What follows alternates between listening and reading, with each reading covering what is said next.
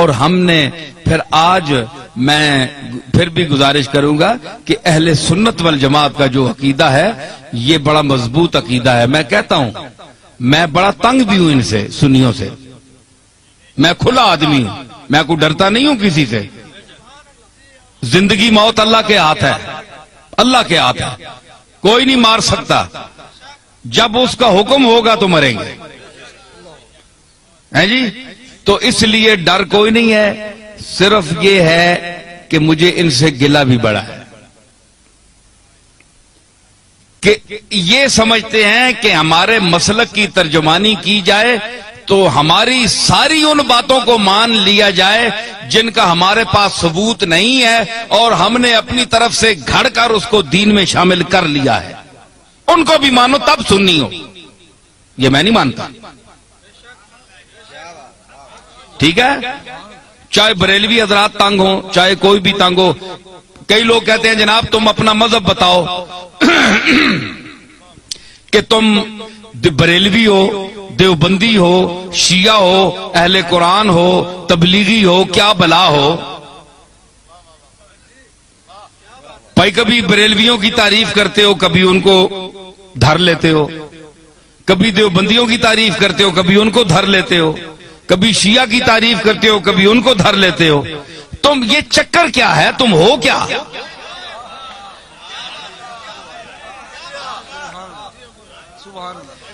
ہے جی, آج میں آپ کو بتاتا ہوں میں کیا ہوں.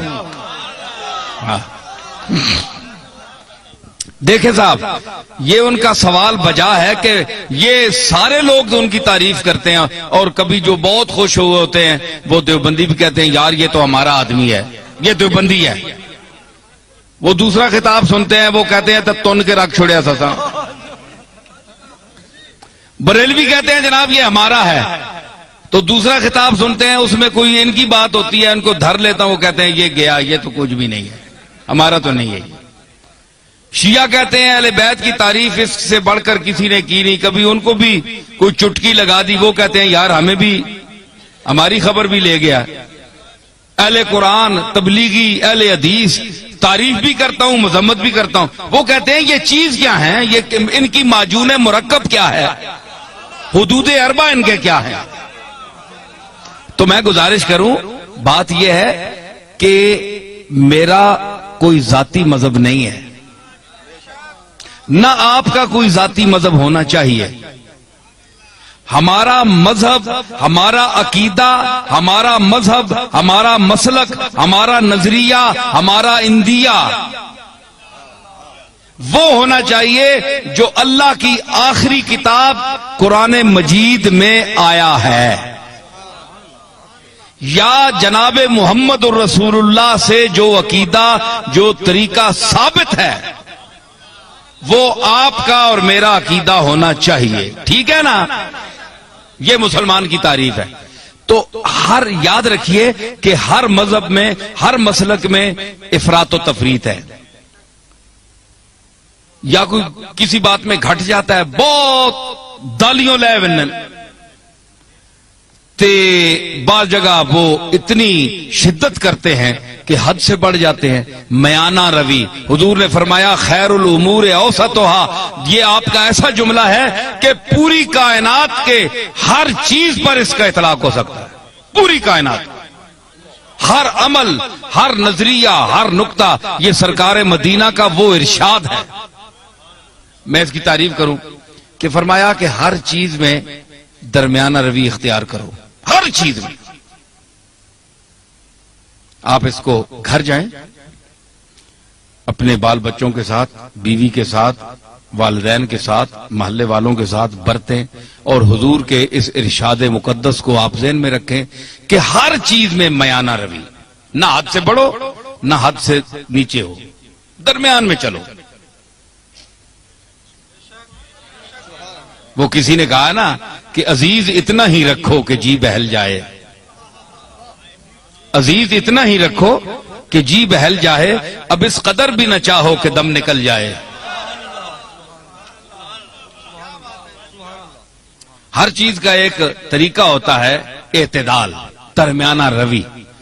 تو حضرت پیر میر علی شاہ صاحب کا کو اللہ نے علماء عصر میں امتیاز کیوں عطا فرمایا، دیوبندیوں نے کیوں ان کو مانا، شیعہ نے کیوں مانا، رد مرزائیت میں جب میرے دادا وہاں تشریف لے گئے تو سب نے مسلمہ طور پر آپ کو مقتدا اپنا کیوں مانا۔ آج کون سا پیر ہے پاکستان میں کہ جس کو تمام مسالک کے علماء اور مشائخ اکٹھے ہو کر اپنا پیشوا مانے؟ کوئی ہے آپ کے سامنے آیا؟ نہیں آیا، اس لیے کہ وہ خود معتدل نہیں ہے، وہ پارٹی کا بن گیا ہے، پارٹی کا ہو کر رہ گیا ہے۔ اس نے کہا ہے کہ اگر میں شیعہ ہوں تو میں نے شیعہ کی حمایت کرنی ہے، چاہے شیعہ غلط ہے میں نے شیعہ کو ثابت کرنا ہے، دیوبندی ہے تو اس نے کہا میں نے دیوبندیوں کو ثابت کرنا ہے چاہے وہ غلط ہی کریں، بریلوی ہیں ان کو میں نے ثابت کرنا ہے چاہے غلط ہی کہیں، میں نے ان کی تائید کرنی ہے۔ پیر میر علی شاہ صاحب میں یہ خوبی تھی کہ اللہ نے ان کو علم وافر کے ساتھ عقل سلیم بھی عطا کی تھی، اور وہ میانہ روی اور اعتدال حضور کے اس ارشاد کو سامنے رکھتے ہوئے کہ خیر الامور اوسطھا، کہ ہر چیز میں میانہ روی اختیار کرو، حدوں نہ ودو تے حدوں لو بھی نہیں، تھلے بھی نہ ہو جو اے تکو نا اے ترکڑی تول لینا تولتے ہیں نا تے او جی وچ لوہا ہونا ہے اساں تکنا ہے دکاندار پئیے ایتھے بالکل جس لے انج آونجے نا سیدھا اس ویلے تولا جو برابر ہونا، انصاف نہیں ترازو وچ ہے جی۔ تے کئی جڑے او تے مولیاں نے پتھر مار چھوڑنے، مار کے میں تکنا رہا ہاں، مولیاں نے پتھر مار چھوڑا یا ایویں سودے نہیں چمک دیتی تو پلڑا انج ہو گیا تو اساں جلدی جلدی پا دیتا، کیوں سرور تکنا ہونا ہے نا؟ اچھا تو مطلب ہے کہ دھوکہ دے دیا، چکر دے دیا، تو مطلب یہ ہے کہ وہ سودا وہاں جاتا نہیں پورا، صرف ٹچ کر کے اس کو نیچے کر کے چکر دے کے چلے جاتے ہیں۔ لیکن جو سمجھدار گاہ کو اس کو پتہ ہے کہ جب یہ بالکل تول میں صحیح آئے گا نا،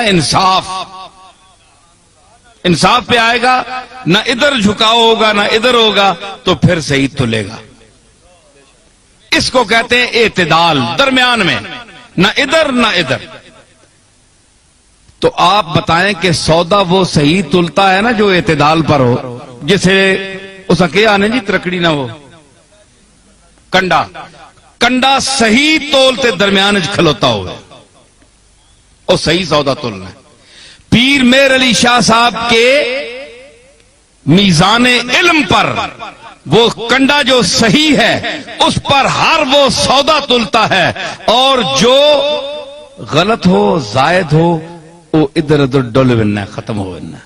لوگ آ رہے جناب پیر صاحب عجیب آدمی ہے، کسی کو انہوں نے کافر نہیں کہا، کسی کو مشرک نہیں کہا، کسی کے خلاف فتویٰ نہیں دیا، سب کو کہتے ہیں مسلمان ہیں، لیکن یہ ذرا ٹھیک کر لو، یہ ٹھیک کر لو، یہ غلط ہو تم، یہ غلط ہو، یہ ذرا ٹھیک ٹھاک کر لو، باقی تم ٹھیک ہو۔ پیر میر علی شاہ صاحب یہی کہتے ہیں نا۔ تو ہمارے یہ آج کے بعض بریلوی حضرات یہ کہتے ہیں جناب کہ انہوں نے اتنا علم ہونے کے باوجود انہوں نے کیوں کسی کو کافر نہیں کہا، دیوبندیوں کو کافر کیوں نہیں کہا پیر میر علی شاہ نے، اتنا بڑا عالم ہے، اور دوسرے لوگوں کو کیوں نہیں کہا؟ بھائی کوئی کفر کی بات سامنے آئے تو کافر کہیں، ان کی تصانیف آپ پڑھیں تو یہ اتفاق کے ساتھ بالاتفاق یہ بات جو ہے یہ آپ ذہن میں رکھیں کہ چاہے بریلوی ہو، چاہے دیوبندی ہو، شیعہ ہو، کوئی بھی ہو، اگر اس کے دل میں اس کے زبان سے ایسا جملہ نکلتا ہے جو رسول اللہ صلی اللہ تعالی علیہ وسلم کی گستاخی پر مبنی ہے، وہ حضور کو لوگوں کی نظروں سے گرانا چاہتا ہے، وہ دائرہ اسلام سے خارج ہے۔ ٹھیک ہے، باقی ہمارے بزرگوں کو نہ ماننے والا کافر نہیں ہوتا، ٹھیک ہے نا جی، ہمارے بزرگوں کو نہ مانے، کوئی داتا صاحب کو نہ مانے، وہ اللہ خود ہی منوا لے گا، وہ خود ہی پکڑے گا۔ اگر اللہ کے مقبولوں کے ساتھ کوئی زبان درازی کرتا ہے تو اللہ بڑا غیرت مند ہے، وہ نہیں چھوڑتا۔ اس نے کہا تھا بس تجربہ کر دیم دری دیر مکافات، با درد کشاں ہر کے در افتاد بر افتاد۔ حافظ نے کہا کہ ہم نے اس دائر مکافات میں بڑا تجربہ کیا ہے، یہ دائر مکافات ہے نا، بدلہ یہی مل جاتا ہے انسان کو، جو کسی کا حق دبائے، جو یتیموں کا مال کھائے، کتنے گیا وہ شکیل؟ ٹھیک ہے خلیل، ٹھیک ہے نا؟